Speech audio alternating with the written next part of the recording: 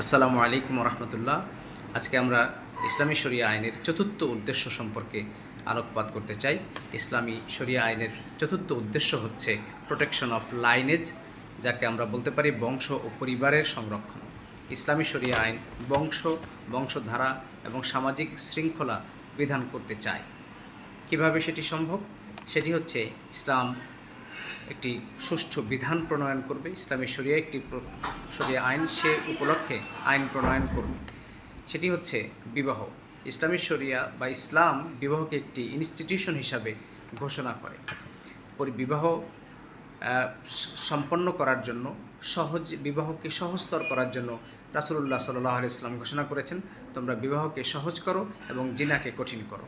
তাই ইসলামী শরিয়া আইন বিবাহকে সহজ করবে। আইন প্রণয়নের মাধ্যমে বিবাহ সম্পন্ন করা, বিবাহের মাধ্যমে পরিবার গঠন করার বিষয়টিকে সামনে এনে সেটিকে সহজতর করবে এবং এর বিপরীতে যাবতীয় জিনা, ব্যভিচার, অনৈতিক সম্পর্ককে নিরুৎসাহিত করবে, অপরাধ হিসাবে গণ্য করবে এবং বিচারের আওতায় নিয়ে আসবে। এভাবেই ইসলামী শরিয়া আইন বংশ ও পরিবারের সংরক্ষণ করতে চায়। ইসলাম মনে করে পরিবার হচ্ছে একটি ইসলামী রাষ্ট্রের একটি শক্তিশালী ইউনিট। পরিবার যদি সুসংগঠিত এবং সংরক্ষিত থাকে তাহলে একটি রাষ্ট্র, ইসলামী রাষ্ট্র সংগঠিত, সুশৃঙ্খল থাকবে। পরিবার যদি সুশৃঙ্খল থাকে, সমাজ সুশৃঙ্খল থাকবে, আর সমাজ সুশৃঙ্খল থাকলে রাষ্ট্র সুশৃঙ্খল থাকবে।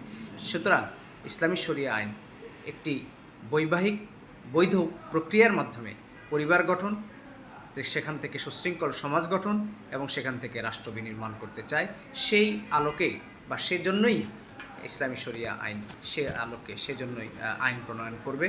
আল্লাহ তাআলা সূরা বনী ইসরাঈলের 32 নম্বর আয়াতে ঘোষণা করেছেন, ওয়ালা তাকরাবুজ জিনা ইন্নাহু কানা ফাহিশাতাও ওয়া সাআ সাবিলা। আমরা অনেকেই জানি যে আল্লাহ তাআলা বলেছেন, তোমরা জিনার কাছাকাছি হয়েও না, এটি অত্যন্ত বড় পাপ এবং এটি মন্দ পথ।